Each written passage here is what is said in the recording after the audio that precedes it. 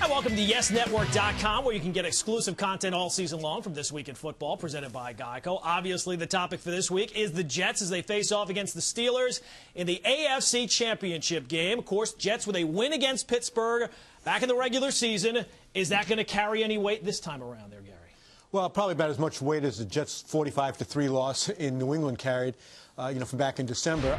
I don't really think it has much of a carryover effect, other than the fact that Jets have been 0-7 in Pittsburgh since the merger, and being able to, not that those past losses really had anything to do with what happened in December, Ross, but I think the fact that they won there so recently at least gives them confidence. Not that the team is lacking confidence, but it gives them the confidence they know they can go back and win there, because it is a tough place to play. Well, I'm with you. The only thing I always say, that I believe that every game is a unique entity unto itself. I don't think that the first time they play, I don't think it has that much to do with anything. It really doesn't. I would say this. Here'd be my concern if I'm a Jets fan right now.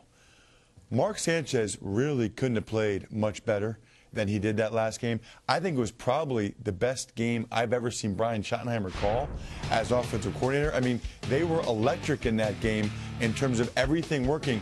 They still only scored 22 points, and they still barely return as well. Yeah. Here's what I'd tell you guys, though. See, I argue 45-3 did matter because it fueled the Jets until they got another chance at them, and they made the most of that chance. I think it did matter, just like I think the Steelers giving up 106 rushing yards in that 22-17 game, that bothered that defense. It didn't bother Gary. It bothered the defense. It bothers Gary. You're bringing it up. It wasn't 206 yards. It was 106 yards. Make Mark Sanchez beat them again. Because they'll stop the run. I think the whole thing is more for me. It's more about Rex Ryan, his demeanor, to how he's talking now, getting ready to go against the Steelers, where they've been talking and being brash, and there's personal vendettas, and it's me against you, and Belichick, and all that wonderful stuff is gone. All of a sudden now it's like, we just need to win the AFC Championship Game so we get into the humble Jets. That we're humble, and we humble doesn't work for the Jets. Well, one of the big differences, at least in terms of personnel is concerned, when the Jets beat the Steelers, there was no Troy Polamalu. There is going to be Troy Polamalu this week. Now,